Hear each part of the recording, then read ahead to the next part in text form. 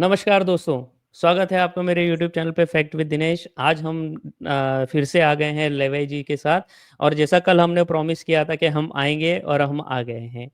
तो लेवई जी नमस्कार, thank you very much show में अगेन आने के लिए। आज हम एक्चुअली बात करेंगे इज़राइल पे।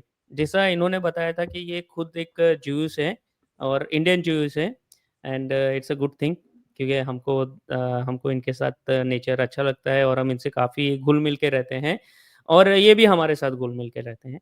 सो हमको डिस्कस एक्चुअली हमारा डिस्कशन ये है इज़राइल पे कि भई हम देख रहे हैं वॉर 2 साल से चल रही है, लेकिन ये बहुत पुरानी हिस्ट्री है। तो हमको हिस्ट्री पता होनी ज़रूरी है। जो हमारे यहाँ पे बोल देते हैं कि भई आपने भी कभी देखा होगा कि this is all not started on October 7, 2023 it is a long back history. तो वो लॉन्ग बैक हिस्ट्री जाती कहाँ पे है? वो हमें पता होना चाहिए जभी भी हम डिस्कस करें और हमको ये सब वर्ल्ड अफेयर्स का पता होना चाहिए कि एक्चुअली में हो क्या रहा है और इसका हमारे पे भी क्या इम्पैक्ट हो सकता है, हम भी इससे क्या सीख सकते हैं और हमारे लिए ये सब चीज़ जाननी बहुत ज़्यादा ज़रूरी है।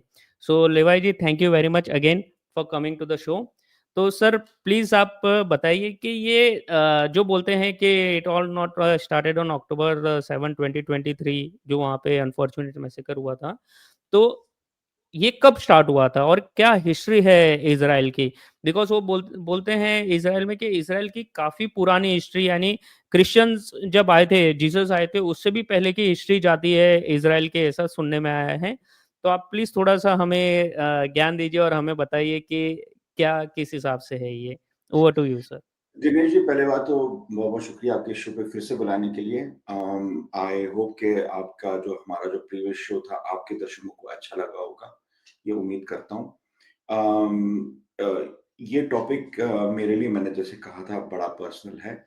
तो मेरा ताल्लुक इंडियन जूइश कम्युनिटी से है, बिन इज़राइल कम्युनिटी मुंबई से और हमारा इन भारत में ताल्लुक 2000 साल के का है, जहाँ पे हम शिपरेक्ट होके इज़राइल से यहाँ पे भारत के तट पे आए और यहाँ के होके रह गए और जहाँ तक इज़राइल का सवाल है, वो इट केम इनटू एक्जिस्टेंस इन 1948 पर उसकी हिस्ट्री जो है, मैं इस तरह से आपको एक्सप्लेन करूँगा, अगर आप मुझे इंटरैक्टिव थोड़ा रखें तो आइडिया आप हिंदू कम्युनिटी से हैं, ठीक है?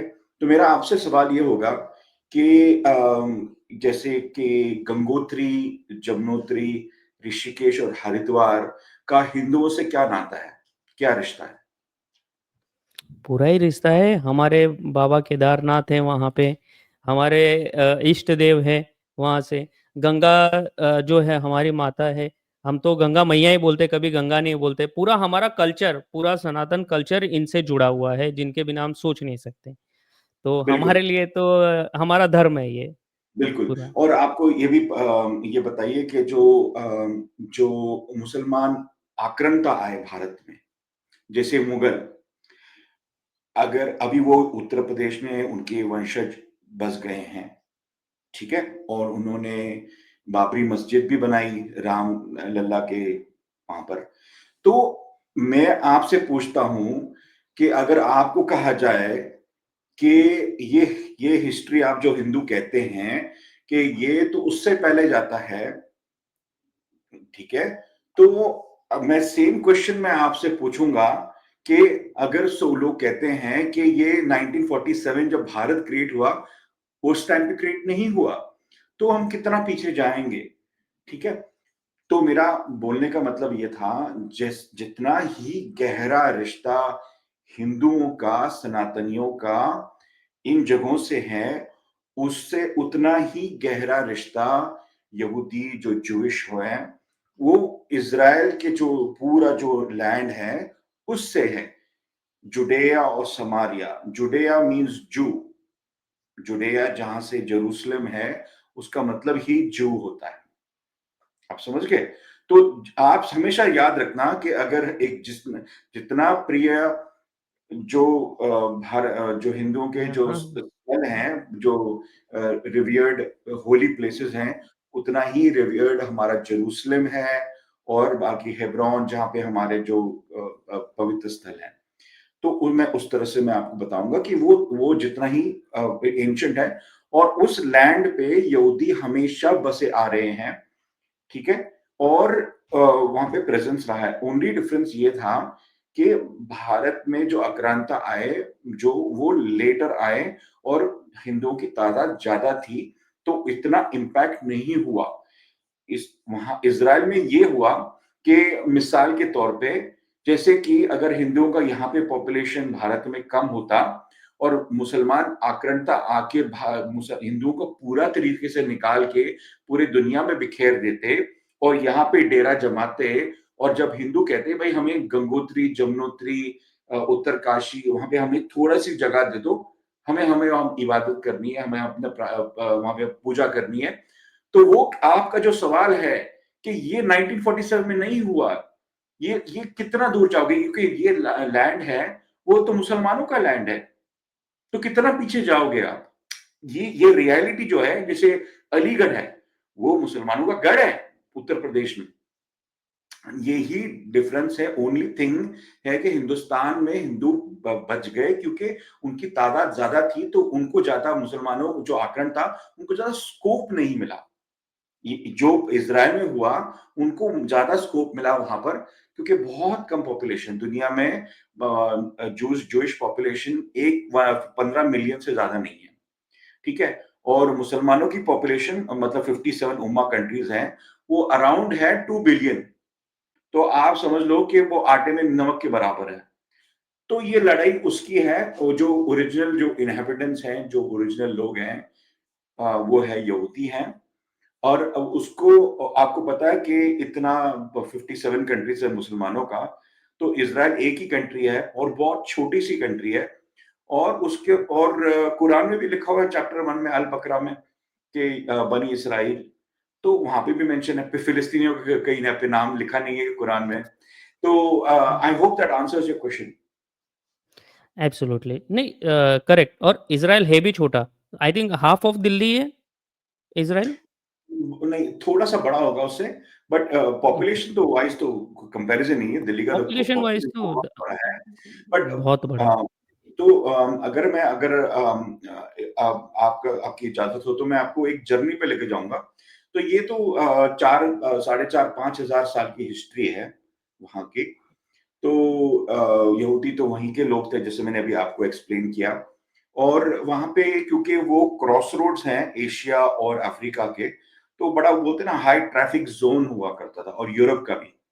तो वहां पे जो अटैकर्स आते थे अरेबिया से, अफ्रीका से और यूरोप से, जैसे कि ग्रीक हो गए, रोमन्स हो गए, जो अरेबिक कॉन्क्वेस्ट होते हैं, पर्शियन कॉन्क्वेस्ट, और फिर मेसोपोटामियन फ्रॉम इराक का कॉन्क्वेस्ट, ठीक है। तो ये जो एरिया काफी हाई ट्रैफिक एरिया था, तो जो भी ये तो क्रॉस रोड्स था, इसलिए तो वहां पे तो आना जाना लोगों का, अटैकर्स का रहता ही था। तो it was always conquered and some किसी और ने कॉन्कर किया, तो उसका तो हिस्ट्री हो रहा है। इसमें जो इसमें प्रताड़ित हुआ है वो यहूदी हुआ है, उसको हमेशा उसको लात मार के भगा दे किया गया वहां पर। तो फाइनली जाकर 1948 में एक स्टेट ऑफ इज़राइल बना यूनाइटेड नेशंस के अप्रूवल से। उसके पहले जो मैं एक वाक्य आपको बताऊंगा, जिसमें 6 मिलियन जूस को मार दिया हिटलर ने नहीं, वो जर्मनी में। वो आते हैं, वो उस पे मैं आता हूँ, बट इसमें मैं थोड़ा और पीछे जाना चाहता हूँ। जी आई जी। Think if I am not wrong, जो आप मानते हैं कि जूइस का जो सबसे पहले आई थिंक किंग डेविड से स्टार्ट हुआ था। उससे तो इब्राहिम से शुरू हुआ था ओरिजिनली। तो that was the forefather of the Jewish people. He was a prophet, and but King David was the one, the king that brought all the Israelites together. He was the first king. और उसके बाद में we had all of the other history. um, I will come back to again we can have a separate session on the history of Israel, ancient history. Okay, but more ठीक है। Relevant जो आज के तारीख में है, वो है 1948 का जो एग्जिस्टेंस में कैसे आया। क्योंकि उसका इम्पैक्ट हुआ था, जो हॉलोकास्ट हुआ था, जहाँ पे यहूदियों को टारगेट किया गया, 6 मिलियन जून को जला के मार दिया, और उनको और यूरोप में वो उनको वहां से निकाल दिया। तो ये जो जो इज़राइल का जो भी जगह है वहाँ पे ब्रिटिश राज करते थे। तो वहाँ पे लीगल इमिग्रेशन हुआ, क्योंकि ऑब्वियसली जूस हैं वहाँ के ओरिजिनल। मैंने आपको पहले इसके पार्ट में ही बता दिया यस, कि यस, जैसे यस, हिंदुओं का यस। क्या जो रिश्ता है वो यहूदी का। तो वो उस पे लीगल इमिग्रेशन हुआ वहाँ पर, ब्रिटिश ने एग्री किया। और उसके बाद में जब हॉलोकास्ट, जब वर्ल्ड वॉर 2 खत्म हुआ, तो जिस तरह से यहूदियों को टारगेट किया गया, दुनिया को बुरा लगा, और दे वर क्वाइट एम्बैरेस्ड कि ऐसे एक ह्यूमैनिटी के अगेंस्ट कोई ऐसे कैसे कर सकता है। तो इसके नतीजे में एक छोटा-सा जो पैलेस्टाइन का जो मैंडेट था, मतलब जो करंटली जो कंट्री है, जॉर्डन और इज़राइल जो है अभी, वो दोनों मिला के जो वर्ल्ड वॉर 1 के बाद में वो ब्रिटिश कंट्रोल में आ गया था। जब ऑटोमैन जो है ना, यस। सल्तनत उस्मानिया, वो जब वो खत्म हुआ, तो ये जो पार्ट था वो ब्रिटिश कंट्रोल में आ गया। तो उसमें उन्होंने वो जो east bank of the river जो है जॉर्डन का, उसको उन्होंने जॉर्डन बना दिया, हैशमाइट किंगडम ऑफ जॉर्डन। और जो वेस्ट बैंक को उन्होंने वर्ड यूज किया पैलेस्टाइन। अगर आप 48 के 47 के पहले देखें, तो पैलेस्टाइन का मतलब ही था इज़राइल और जूइश। उनका फ्लैग भी देखोगे तो ब्लू और स्टार होगा, ठीक है? इसमें तो हाँ, हाँ, नहीं, सॉरी यार, जी, सॉरी टू इंटरप्ट यू। इसमें अगर हिस्टोरिकल देखें तो जब ये रोमन्स आए थे, उन्होंने ये जगह का नाम रखा था पैलेस्तीना। पैलेस्टीना, यस, और पैलेस्टीना के बाद जब ये फिर 1914 या 18 में जब ये वर्ल्ड वॉर 1 खत्म हुआ और ब्रिटिश ने एक्वायर की ये लैंड फिर से, तब उन्होंने वो पैलेस्टीना के नाम पे पैलेस्तीन रखा।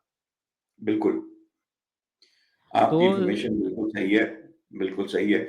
और जब इज़राइल फाइनली जब यूएन ने अप्रूव किया, ये जो वेस्ट पार्ट था ऑफ जो लैंड था, west of the river Jordan, उसका भी जैसे इंडिया और पाकिस्तान का बंटवारा हुआ, वो जो लैंड का भी उन्होंने यूएन ने प्रपोज किया था कि इज़राइल का एक उसमें से भी छोटा एक पीस मिलेगा, बाकी का बनेगा एक अरब कंट्री, ठीक है?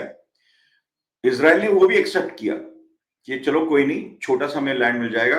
जैसे कि हिंदुओं को पूरा पूरा इंडिया जो था, एक हाइपोथेटिकल सिचुएशन, पूरे मुसलमानों ने कॉन्कर कर दिया पूरा। और अभी यूएन ने कहा कि एक छोटा-सा जो इलाका जो है, गंगोत्री जमुना जो है ना, वो अपने तीर्थ स्थल, उसमें आपको थोड़ा जगह दे दिया। तो आपने बोला चलो ये कबूल है, मंज़ूर है। वो मुसलमानों ने कहा नहीं, ये मंज़ूर नहीं है, पूरा हमारा है। ठीक है? तब जाकर ये और उसमें क्या हो गया, जिस दिन जैसे कि हिंदुओं ने वहाँ पे डिक्लेयर किया कि एक छोटा-सा एक भारत बनेगा वहाँ पर, तो उसी रात को 8 अरब कंट्रीज़ ने अटैक किया उसके ऊपर। That was the beginning of the first war of independence 1948 का। उस वॉर के के नतीजे में आप जो 1967 का आपने बॉर्डर सुना होगा, 1967 का बॉर्डर, तो वहां पर जाकर वो आर्मिस्टिस हुआ, सीज फायर 1948 में, और ये 1967 तक चलता रहा। और जो वेस्ट बैंक जो कहते हैं, जो इसराइल उसको जुड़े और समारिया कहता है, क्योंकि वो मैंने वही कह रहा हूँ कि वो जो लैंड है, जो अभी जो वेस्ट बैंक से नाम से जाना जाता है, वो है आपका, हिंदू कंपेयर करोगे तो वो हो गया आपका उत्तर प्रदेश में, और सॉरी उत्तराखंड में जो तीर्थ स्थल है, वो वहाँ वो दर्शाता है। आप उसको कैसे दे सकते हो? वो तो हिंदुओं के जिस लिए तो सबसे महत्वपूर्ण है। तो इसीलिए जुड़ेया और समारिया में जैसे जेरूशलेम हो गया, हेब्रोन हो गया, बहुत सारे अदर सिटीज़ हैं वहाँ पर, जिसका हिस्टोरिकल बैकग्राउंड है और कनेक्शन है इज़राइल के साथ में, यहूदियों के साथ में। तो जो 1967 में जो स्टेट्स ऑफ तिरान इजिप्ट ने बंद किया, और यूएन पीस कीपर्स को बोल दिया आप यहाँ से निकल जाओ। बाय द वे वो UN peacekeeper was headed by an Indian, I think he was lieutenant colonel और कर्नल। तो जैसे उनको बोल दिया, उन्होंने एग्री कर दिया और वो निकल गए, और इसराइल को प्रोटेक्ट करने के लिए कोई भी नहीं था। इसराइल ने पूरे दुनिया को रिक्वेस्ट किया, प्लीज इनको बोलो कि हमें अटैक नहीं करने के लिए। तो जो दुनिया ने कोई गुहार नहीं सुनी, कुछ भी नहीं हुआ, तब जाकर इसराइल ने प्रीएम्प्टेड अटैक किया, क्योंकि उन्होंने स्ट्रेट्स ऑफ टिरान बंद किया, which is actually a declaration of war. अगर आप कोई वाटर बॉडी बंद करते हो, critical water body, it's a declaration of war. तो इसके नतीजे में Israel tripled it's size in 6 days, उसको बोलते हैं 6 day वॉर। और इसराइल ने सिनाई पेनिनसुला, वेस्ट बैंक और जो गोलान हाइट्स हैं, विच इज वेरी क्रिटिकल, मैं जहां पे जा चुका हूं वहां पर, and it's very piece of important strategically located territory, just like Gilgit Baltistan जो हमने बात किया था कल, it's very very strategically located. तो ये तीनों उन्होंने 6 दिन में ले लिया, ठीक है। और इसराइल वेट कर रहा था कि भाई कॉल आएगा Arab countries to negotiate peace. Israel सिर्फ एक ही चीज चाहता था कि आप हमें एक्सेप्ट करो, यहाँ पे in recognize us and we want to live in peace, ठीक है। पर वो उन्होंने खार्तूम में जाकर इन्होंने सारे अरब उम्मा ने ये बोला कि हम इसराइल को रिकॉग्नाइज नहीं करेंगे, उनसे नेगोशिएट नहीं करेंगे, और हम उसके साथ में पीस नहीं करेंगे। और ये 67 से चलता रहा, राइट अप टू 1979, जब इजिप्ट का जो प्रेसिडेंट था अनवर सद्दात, वो जेरूसलम गया और उसने डिक्लेयर किया कि भाई आज से हमारी दुश्मनी खत्म, हमें हमारा अरब प्राइड चाहिए, हमारा लैंड जो आपने लिया हमें वापस चाहिए, उसके बदले में हम आपको रिकॉग्नाइज करते हैं। तब जाकर वहां पर वॉर खत्म हुआ। इसराइल के जो हार्डलाइन जो है लिकुड पार्टी, उन्होंने एग्रीमेंट किया, ठीक है। और फास्ट फॉरवर्ड टू 1994, जब जॉर्डन का जो किंग है उसने रिकॉग्नाइज किया इसराइल को, और वहां पे वॉर खत्म हुआ उनके साथ में। और उसके आपको पता है कि रिसेंट जो एब्राहम अकॉर्ड्स है, उसके अंदर यूनाइटेड अरब एमिरेट्स, जो अबू धाबी दुबई का जो है वो, फिर बहरीन, सूडान और मोरक्को ने इसराइल को रिकॉग्नाइज किया और उनके साथ में पीस रिलेशंस बना दिए। जी। तो इसमें ये था, तो लड़ाई किसकी थी? यानी जस्ट आप ज्यूस हो उसकी थी, या फिर आप वो लैंड पे हो उसकी थी? और जैसे अब आप आ गए वो लैंड पे, तो इन्होंने आई थिंक कितनी 5 या 6 वॉर्स हुई है अफ़गान सॉरी ये इज़राइल और अरब की, लाइक 1948, फिर 60s में भी हुई, 70s में भी हुई। एक बार इजिप्ट ने किया था, और बट जितने बार हुआ, और आपको अनफॉर्च्यूनेटली हर बार जो इज़राइल को लड़ाई लड़नी पड़ी, वो सर्वाइवल के लिए लड़ना पड़ा। बिल्कुल। उनके लिए ऐसा नहीं था, वो हारे तो ठीक है, उनकी कंट्री थी। लेकिन अगर इज़राइल और ज्यूस हारते तो फिर उनकी कंट्री जाती है हाथ से। तो आपकी जो लड़ाई बिल्कुल। थी वो हमेशा सर्वाइवल के लिए रही। तो बिल्कुल। क्या रीज़न आपको लगता है, क्यों है? आप ज्यूस हैं इसलिए है, कि आप वो लैंड पे हैं इसीलिए है? क्योंकि ये दोनों लोग बोलेंगे कि दोनों सेम है, बट ये सेम नहीं, ये अलग-अलग है दोनों चीज़ें। तो आप मेरा आपको मानना है क्या कि लगता है?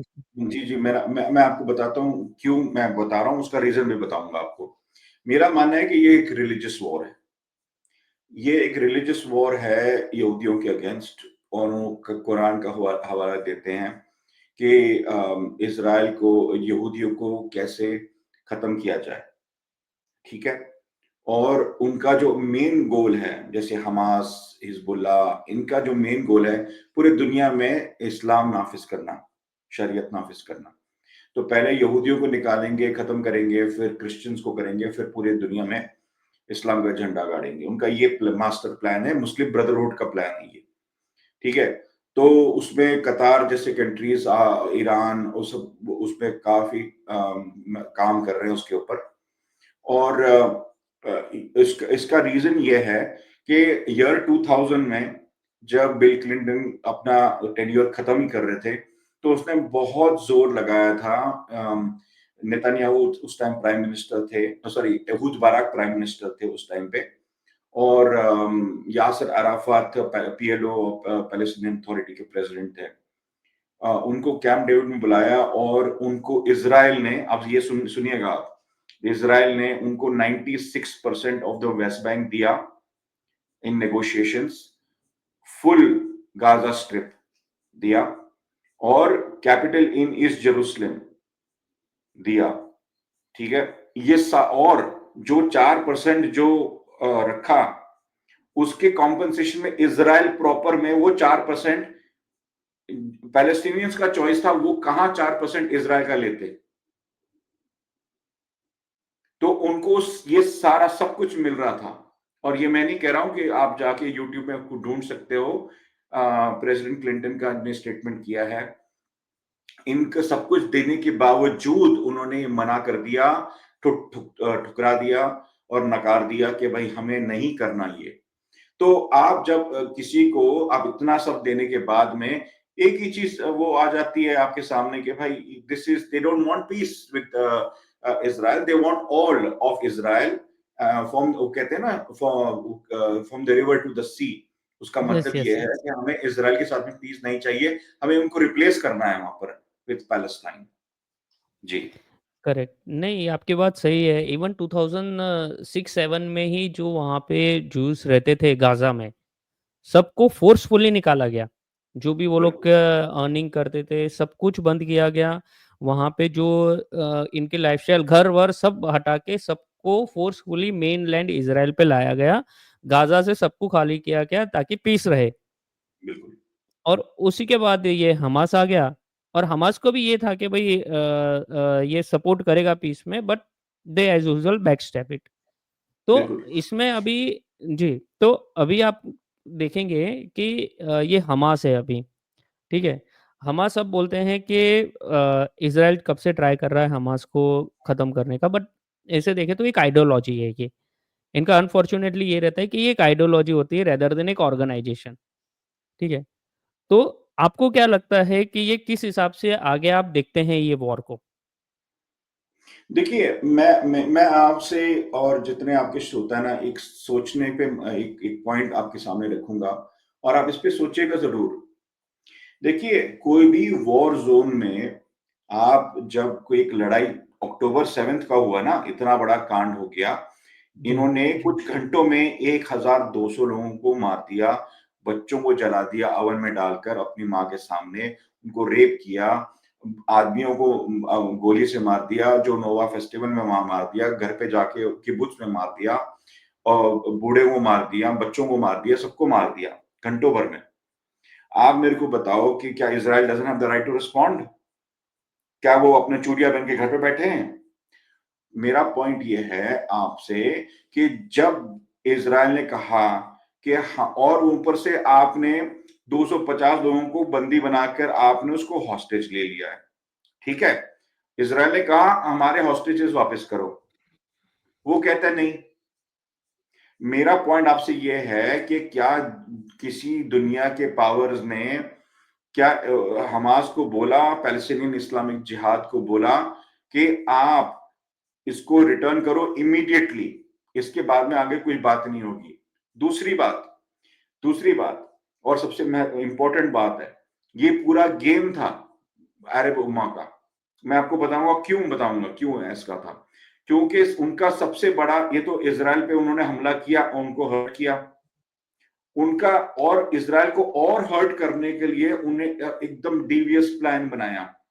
उसके अंदर शतरंज में सबसे मोस्ट इंपॉर्टेंट प्यादा जो था, वो था इजिप्ट। अब आप पूछोगे कैसे? सारे मुस्लिम उम्मा ने एक ही कहा चीज इजिप्ट को, कुछ भी हो जाए आप अपनी बॉर्डर बंद कर देना। हुँ। ये है, वो बोलते हैं ना, सुरक्षा कवच, जिन्होंने जो पैलेस्टीनियंस को पहना दिया, हमास को पहना दिया, पैलेस्टीन इस्लामिक जिहाद को पहना दिया, कि वहां के जो बच्चे, बूढ़े और जो इनोसेंट लोग हैं, आप उसको वहां से निकलने का मौका ना दें। कोई भी वॉर जोन में एक ड्यूटी बनती है, कोई भी वॉर जोन में, कि वहां पे जब वॉर छिड़ती या छिड़ने वाली होती है, वहां पे जो इनोसेंट लोग हैं उनको वहां से निकाला जाए, आउट ऑफ हार्म्स वे। इन्होंने स्पेसिफिकली कहा कि ये लोग वहां पे नहीं निकलेंगे। क्यों? क्योंकि अगर वो निकलते तो ये अपना ड्रामा नहीं कर सकते कि बच्चों को मार दिया, जेनोसाइड हो रहा है, क्योंकि अगर सारे निकल जाते इनोसेंट लोग तो बचते हमास, तो हम जो जेनोसाइड का सवाल ही नहीं उठता। तो ये जो एक मिली जुली साजिश थी, जो कोई बात ही नहीं कर रहा, क्योंकि इनके ये जो मास्टर प्लान में सब बुद्धू बन गए, और हम एनालिस्ट ने बराबर इसको बराबर से एनालाइज कर दिया, कहा कि ये दो, और अगर इसके एंड में क्या हुआ 2 साल में, Israel was the bad guy. उन्होंने झूठ बोल के कि वहां पर अत्याचार हो रहा है, जेनोसाइड हो रहा है, वो कुछ नहीं हो रहा था। अगर जेनोसाइड करना है तो इसराइल को एक दोपहर लगेगा उनको करने के लिए। आप समझ गए ना बात को, एक दोपहर लगेगा करने के लिए, पर वो नहीं करते, वो रिस्पॉन्सिबल आर्मी थी, वो बहुत बहुत फूक फूक के वहां पर करते थे, अपने नियरली 1000 सोल्जर्स को गवा दिए। अगर आप मेरे को बताओ कोई अपने 1000 सोल्जर्स गवाता है अगर किसी को जेनोसाइड करना हो तो? नहीं, वो तो बॉम्ब कर सकते हैं। तो बोलने का मतलब ये था कि ये जो था, ये बड़ी मिली जुली साजिश थी इजराइल को पहले अक्टूबर 7 करने के बाद में उनको बैड गाय ठहराना, इंटरनेशनल कोर्ट ऑफ जस्टिस में उनको गिल्टी ठहराना ऑफ जेनोसाइड। तो ये टू प्रोंग अप्रोच था, ये सारे मुस्लिम उम्मा इसके अंदर इन्वॉल्व थे, और इसमें बहुत सारे लोग को उन्होंने बुद्धू बनाया। जी नहीं, सही बात है। ये जो प्रोपोगेंडा चल रहा है इसराइल के अगेंस्ट, सब लोग इसराइल ने किया वो बोल रहे हैं, पर इसराइल पे हुआ उसके बारे में बात नहीं करते हैं। उसको ये लोग साइडलाइन कर देते हैं और फिर बोलते हैं कि ये 2023 में नहीं है। तो ये लोग हिस्ट्री और हिस्टोरिकल फैक्ट भी अपने हिसाब से ही तोड़-मरोड़ के बताते हैं। और अनफॉर्च्यूनेटली ये है कि भई जूइश का इतना अभी कोई बात कर नहीं रहा है, और इतना ज़्यादा प्रोपेगेंडा, और देखेंगे कि बहुत सारी जगह उनको दबाया भी जा रहा है उनकी वॉइस को, और ये गलत बात है। आपको अगर एक चीज़ देखनी है तो दूसरा साइड भी आपको देखना चाहिए, पहले। सेकंड थिंग, ये जो अब ठीक है, हम अभी करंट टॉपिक्स में देखें तो फिर फ्रांस है, यूरोपियन कंट्रीज़ मैं बोलता हूँ, ये लोग अभी पैलेस्टाइन को रिकॉग्नाइज़ कर रहे हैं, ठीक है? और काफ़ी लोग जो हैं वो इज़राइल के अगेंस्ट जाके खड़े हो गए हैं, जस्ट बिकॉज़ वो लोग की क्या आइडियोलॉजी लेफ्ट है, और इज़राइल उनके आइडियोलॉजी से मैच नहीं हो रहा है, इसलिए वो जाके अगेंस्ट में खड़े हो गए। और ये सब कंट्रीज़ इज़राइल के अगेंस्ट में जा रही है। तो आपका क्या व्यू है इनके इनके लिए? देखिए, बहुत अच्छा सवाल पूछा, एक्सीलेंट क्वेश्चन, क्योंकि हमने तो मुस्लिम उम्मा की बात की, कैसे उनकी साजिश थी। हुँ, अब यहाँ पे जो कंट्रीज जैसे कि UK, France, Ireland, Spain. Spain, ये सब पिक्चर में कैसे आते हैं? ये सारे लेफ्टिस्ट गवर्नमेंट्स हैं, और इनके जो समर्थक हैं, जो लेफ्टिस्ट हैं, ठीक है? ये उनको पावर में लेने के आके जो जो मुस्लिम वोट है बहुत भारी है, और उनको वो इलेक्ट करके लेके आई है। तो उनका वोट बैंक है, और वो अपने वोट बैंक को खुश करने के लिए वो कुछ भी करेंगे। तो उन्होंने ये जो मुस्लिम उम्मा की ये मिली-जुली साजिश है, इनके साथ में मिले हुए हैं ये, ठीक है? और ये अमेरिका साथ में है, जो इज़राइल का साथ दिया है उन्होंने, जस्टिस के साथ में साथ दिया हुआ है कि, और मैं एक और चीज़ ऐड करना चाहूँगा यहाँ पर, ईरान का ये फैक्टर, अगर आप चाहे तो अलग सेगमेंट में आप ले सकते हैं, या नहीं, नहीं, क्योंकि नहीं, इसमें या इंक्लूड कर सकते हैं अपने। बहुत सारे लोग ईरान को सपोर्ट करते हैं इस चीज़ में, वो कहते हैं कि आपने इज़राइल ने ईरान को क्यों या अमेरिका ने क्यों बॉम्ब किया, क्यों किया? जब आप मुझे बताओ कि अगर कोई कंट्री आपको कहती है हम आपको एलिमिनेट कर देंगे, अभी जेनोसाइड करेंगे, और हम एक वेपन का वेट कर रहे हैं, हम बना रहे हैं वो वेपन, जैसे ही बन जाएगा हम तुम्हें मार देंगे। ये ईरान ने इज़राइल के लिए बोला है कि we will eliminate the Jewish entity from the face of the earth multiple times. अच्छा। तो जब कोई कंट्री दूसरे एक इंडिपेंडेंट डेमोक्रेटिक कंट्री को एलिमिनेट करने की सोचती है, not not to live in peace, तो फिर इज़राइल के पास कोई ऑप्शन बचता नहीं है कि कोई ऐसे जेनोसाइडल कंट्री को एक न्यूक्लियर वेपन जिससे वो पोटेंशियल है डिस्ट्रॉय करने के लिए, वो बनाने देगा?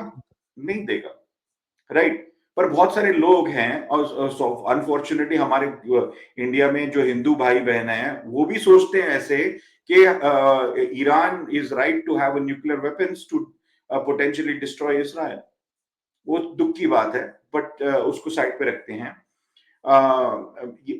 मेरे हिसाब से अगर जो एक्शन यूएस और इसराइल ने लिया वो इतना इंश्योर किया कि वो जो उनके जो जेनोसाइडल इंटेंशंस हैं आयतुल्ला खमीनी के, उसको उन्होंने निगेट कर दिया। जी। नहीं, सही बात है, बट इज सी एक्चुअली आप जो ईरान का बात कर रहे थे, ईरान को see I am not against Israel, but Iran को मैं भी कोई चीज़ों में सपोर्ट करता हूँ अगर यूएस उसके सामने होता है तो। लेकिन जब इसराइल सामने आता है, ये मैंने मेरे पोस्ट में भी डाला हुआ था कि अगर इसराइल ईरान का आता है तो मैं सपोर्ट करूंगा ईरान को, लेकिन इसराइल सॉरी अमेरिका ईरान का आता है then I will support Iran. ठीक है भाई, हमारा सिविलाइजेशन कनेक्ट है और हमारा रिलेशन है, तो इंडिया उस हिसाब से हम लोग देख रहे थे।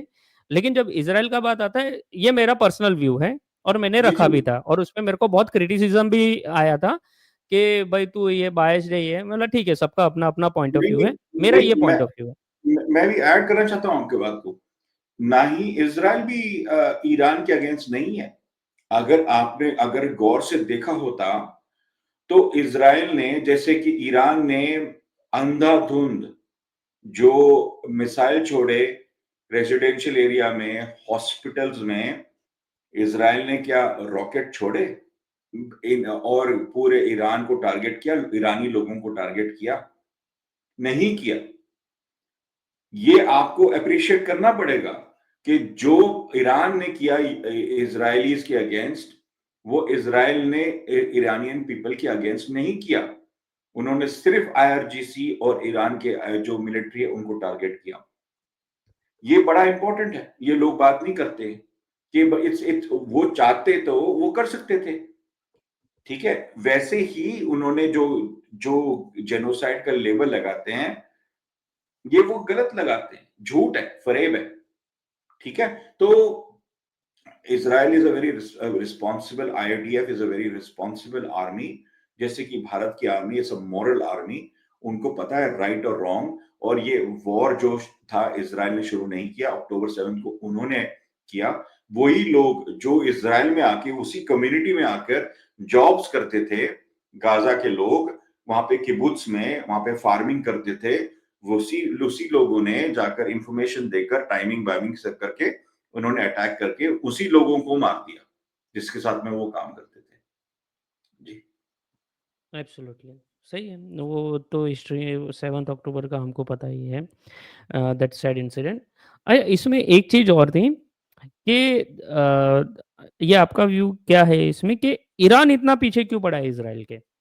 पाकिस्तान ने रिकॉग्नाइज नहीं किया इसराइल के, लेकिन अभी अरब कंट्रीज और नेबरिंग मुस्लिम कंट्रीज हैं, वो लोग साइन कर रहे हैं अकॉर्ड, जो अब्राहम अकॉर्ड है, ये रिकॉग्नाइज भी कर रहे हैं। वो भी तो मुस्लिम है, ये भी मुस्लिम है, ईरान और पाकिस्तान। ये लोगों को क्या तकलीफ हो रही है इतनी? अब रिलीजियस एंगल अगर मैं देखता हूँ तो रिलीजियस तो वहाँ पे भी है, ये मोरक्को और दूसरी नेबरिंग इस्लामिक कंट्रीज, वो लोगों का भी वो लोगों का भी है। और पॉलिटिक्स में मैं देखता हूँ जो यूरोपियन कंट्रीज पॉलिटिक्स कर रही है लेफ्ट वाले, for getting the vote bank, यहाँ पे तो वोट बैंक का भी इशू नहीं है, देन व्हाई दे आर देखिए, अपोजिंग इसराइल? बहुत अच्छा क्वेश्चन पूछा है। ये देखो, मुस्लिम जो उम्मा है ना, वो एक स्टैंडर्डाइज नहीं है। ये बहुत आपने अच्छा क्वेश्चन पूछा है। इसको डाइसेक्ट करना पड़ेगा आपकी इजाजत के साथ। आपके पास कंट्रीज जो हैं, मुस्लिम कंट्रीज, जैसे कि सेंट्रल एशियन कंट्रीज को ले लो। ठीक है, बाय एंड लार्ज उनको फर्क नहीं पड़ता। आपने कभी सुना है कोई जिंगोइस्टिक स्टेटमेंट वहां से आया है from you know Almaty, Kazakhstan, Turkmenistan और कजाकिस्तान, उज्बेकिस्तान, तुर्कमेनिस्तान, ताजिकिस्तान नहीं आया? ठीक है, यहाँ से स्टेटमेंट आते हैं कंट्रीज लाइक पाकिस्तान, ठीक है, ईरान, और फिर आपके ये जो मेन जो कंट्रीज हैं, यमन, ये जो कंट्रीज हैं, इनका सूत्र जो है वो है ईरान। ईरान सपोर्ट करता है हिजबुल्लाह को, सपोर्ट करता है हमास को। मुस्लिम ब्रदरहुड है जो उनको सपोर्ट करती है। और यमन हुतीस ईरान का सपोर्ट है। ईरान का क्यों इतना बड़ा हेफ्ट है? देखिए, ईरान के लोग जो है ना, वो नहीं नफरत करते इज़राइल के साथ में। बहुत सारे नारे भी वहाँ पे निकल गए कि भाई वो इज़राइल को सपोर्ट करते हैं। ये जो उनका जो मुल्ला का जो ये इनका जो गवर्नमेंट है, मुल्ला का जो गवर्नमेंट, जो आयतुल्लाह अली खामेनी का, इनका आईआरजीसी का, ये है दहशतगर्द। ये नहीं चाहते इज़राइल के साथ में। मैं वही बताया, it's a religious war for them. वो इज़राइल को एलिमिनेट करना चाहते हैं। ठीक है? और ये इंपॉर्टेंट बात है। और दूसरी बात, जो दूसरे जो गल्फ कंट्रीज हैं, जो वो उनका हिस्टोरिकल एनिमोसिटी रहा है, वो ये समझते हैं कि देखिए, इज़राइल उनसे, उनका डायरेक्ट कोई दुश्मनी तो है नहीं।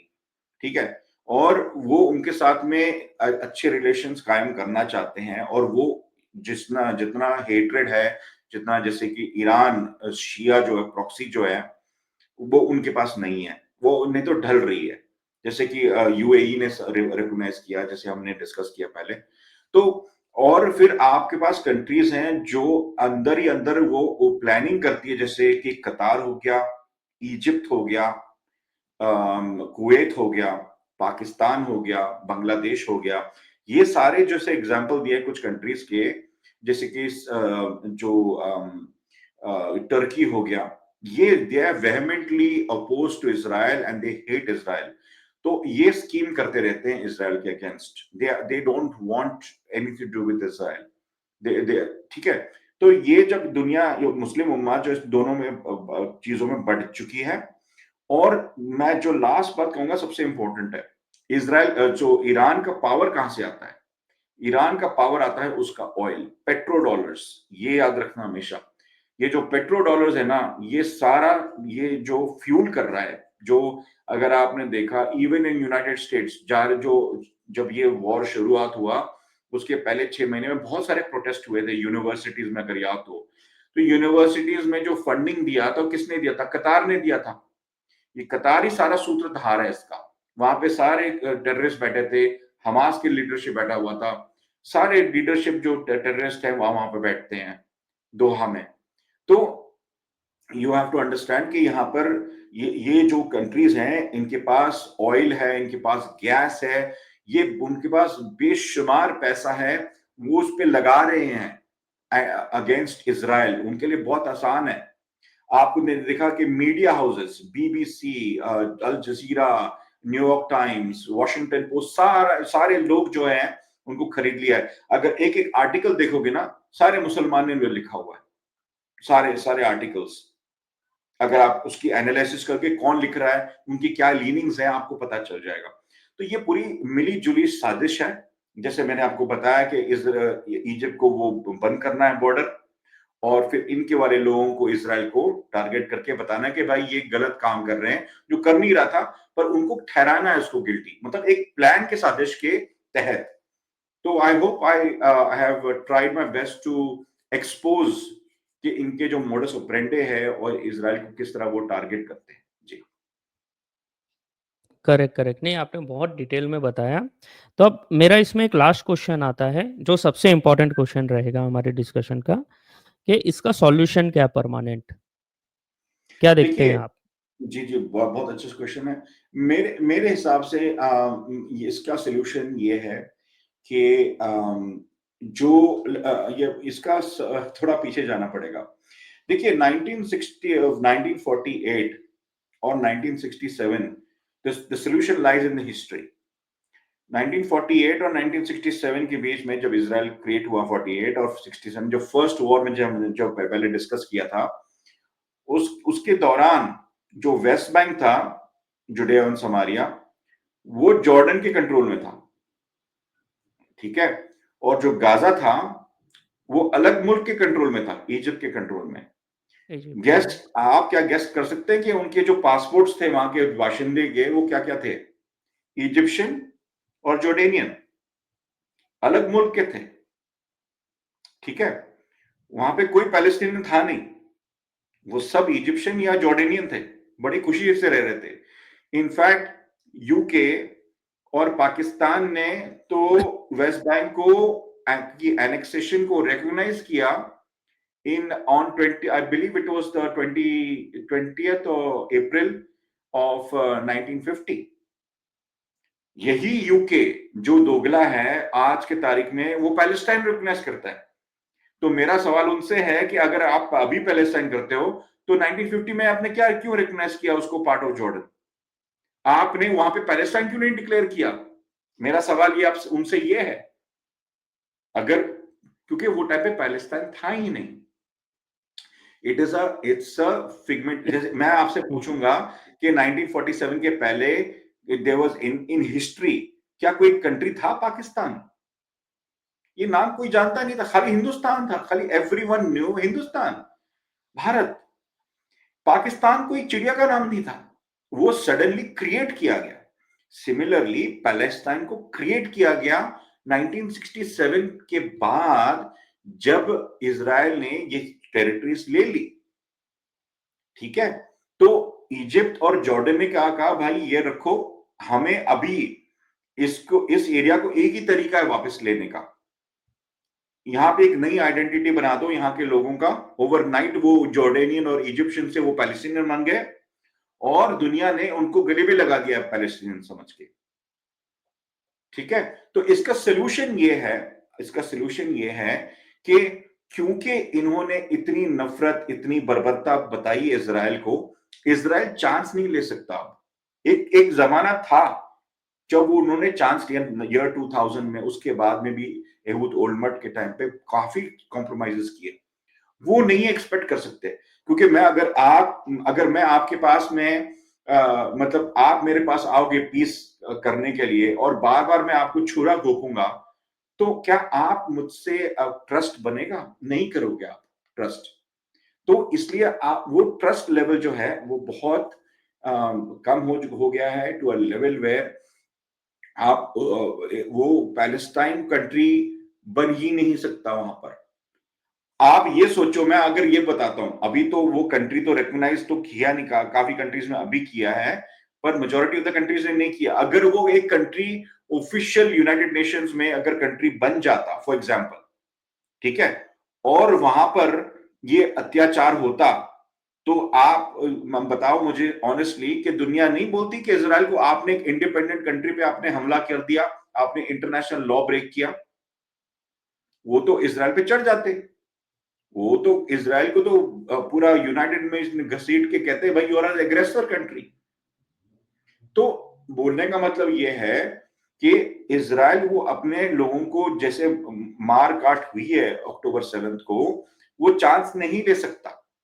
तो अभी जो जो सिचुएशन है उसको बहुत केयरफुली इजराइल को मैनेज करना पड़ेगा।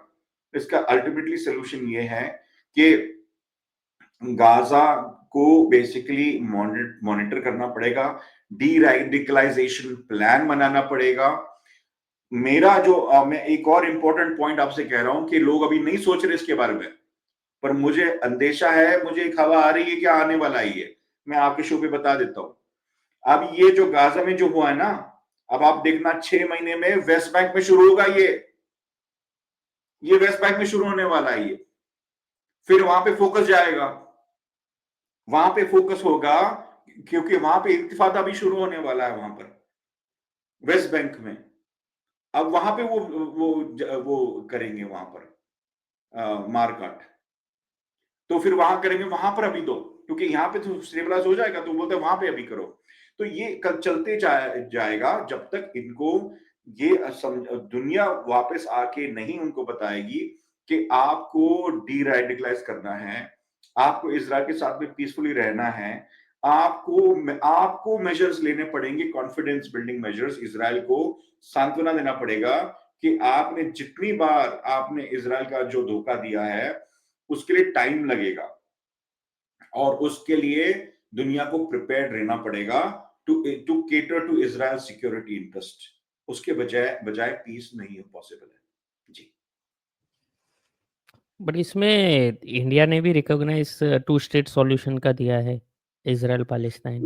मैं भाई, मेरा मेरा सवाल मैंने कई फोरम्स पे मैंने सवाल मैंने अपने भारतीय भाई बहनों जो देखते हैं, मेरा आपसे सवाल है ये, मेरा आपसे सवाल है, सोचने वाली बात है। आप लोग रिसर्च कीजिएगा कि मैंने किया हुआ है, मैं आपको इंकरेज करता हूँ इंडिपेंडेंटली, आप इंकरेज करो, मैं रिसर्च करो। 1948 और 1967 के बीच में भारत ने कितने बार यूएन के स्पॉन्सर्ड या किसी ने स्पॉन्सर किया होगा रेजोल्यूशन, या खुद ने प्रपोज किया होगा कि जहां पर जो जॉर्डन जो ऑक्यूपाई किया है वेस्ट बैंक, और जो इजिप्ट ने गाजा स्ट्रिप को ऑक्यूपाई किया है, उस पे वहां पे पैलेस्टीनियन स्टेट बनना चाहिए। कितने लोगों ने एक प्रपोजल भेजा है, और इजराइल या तो भारत ने उसको सपोर्ट किया है या खुद एक प्रपोजल लाया है। मेरा सवाल है ये मेरे मेरे भारतीय भाई बहनों से, कि अगर अगर इतना ही प्रताड़ित पैलेस्टीनियंस थे, उनको एक यर्निंग था एक पैलेस्टीनियन स्टेट बनाने का, तो उनके पास जॉर्डेनियन और इजिप्शियन पासपोर्ट क्यों थे?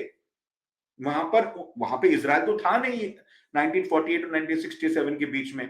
उनके पास तो कोई दिक्कत नहीं थी वहां पर पैलेस्टीनियन स्टेट बनाने के लिए।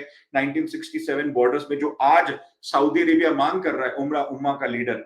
मेरा सवाल आपसे यह है कि भारत ने उस टाइम पे टू स्टेट सोल्यूशन क्यों नहीं मांग की कि वहां पे पैलेस्टाइन होना चाहिए? ये बहुत लोग ये कान सुन के अनसुना करते हैं, क्योंकि वो कहते हैं हमें इससे आगे जाना है, हमें इससे बात नहीं करनी है। यहां पे आके वो कहते हैं हमें इसके बारे में बात नहीं करें, आगे की बात करो। क्योंकि उनको पता है कि पैलेस्टीनियन कोई लोग है नहीं, ये एक्चुअली जॉर्डेनियन है और इजिप्शियन है। मेरे हिसाब से उनको अपने घर वापस जाना पड़ेगा, इजिप्ट और जॉर्डन, और जो लैंड है जुडे और समारिया और गाजा, वो इज़राइल को सौंप देना पड़ेगा आइडियली।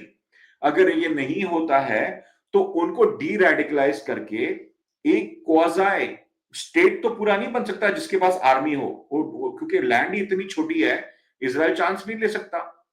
ठीक है, नहीं तो फिर इरानियन फोर्सेस आएंगे जॉर्डन रिवर को क्रॉस करके, और 15 मिनट में वो जॉर्डेनियन जो मेडिटेरेनियन सी है वहां पहुंच सकते हैं 15 मिनट में। तो इसराइल तो चांस ले नहीं सकता।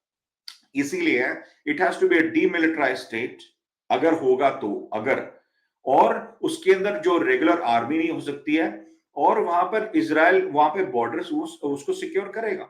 सिंपल बात ये है जी। ये सोल्यूशन देखते हैं इन द फ्यूचर अगर होता है तो। सो लेट्स सी कैसे आगे जाएगा। अभी तो ट्रम्प भी बोल रहा है कि पैलेस्टीनियन को एक बार उसने प्रपोज भी किया था 3-4 महीने पहले कि वो शिफ्ट कर देगा दूसरी जगह पे, तो ये स्पेस वैकेट हो जाएगी। तो उसका भी एक सॉल्यूशन था। So let's see how the things will go, but hopefully सब पीसफुली हो, और ये जो मैसअप है ये सब खत्म हो, और एक पीस आए वहाँ पे। बिकॉज़ देखिए कुछ भी हो, ह्यूमन्स की तो डेथ हो रही है, लॉसेस आपको भी हो रहे हैं, आपकी भी पर इकोनॉमिक सॉरी, क्राइसिस है, पर इकोनॉमिक ये जो लॉस पीस, सी। नहीं नहीं सॉरी, मैं आपको थोड़ा थोड़ा कट कर रहा हूं यहाँ पर, my apologies for that. Peace is not because Israel is preventing it. Peace क्योंकि पैलेस्टीनियंस नहीं चाहते पीस। ये बड़ा इंपॉर्टेंट पॉइंट है। इजराइल ने, अगर हिस्ट्री कोई पढ़ेगा तो इजराइल का रिकॉर्ड है, जिन्होंने भी पीस का हाथ आगे किया है उसका हाथ थामा है और पीस हुआ है जी।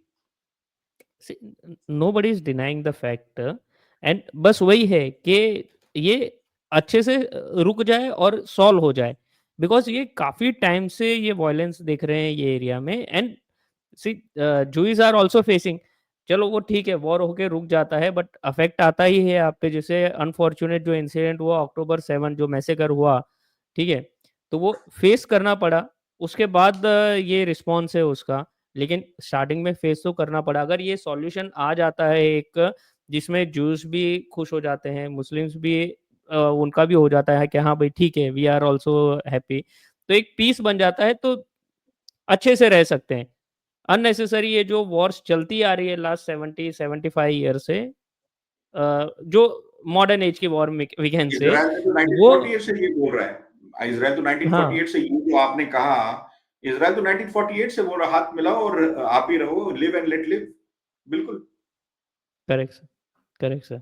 सो होपफुली ये सॉल्यूशन जल्दी आए। सो थैंक यू लेवाई जी आने के लिए, और अपना पूरा आपने जो डिटेल में बताया, पूरा एक्सप्लेन किया कि क्या हो रहा है और क्या थिंकिंग है लोगों की, माइंडसेट है इसके पीछे, ये पूरा इंसिडेंट जो हुआ है उसके पीछे, और क्या लोग चाह रहे हैं और आप क्या देखते हैं सॉल्यूशन इसका। सो उसके लिए थैंक यू वेरी मच हमें पूरा ये बताने के लिए। So thank you very very much. Thank you. Thank you.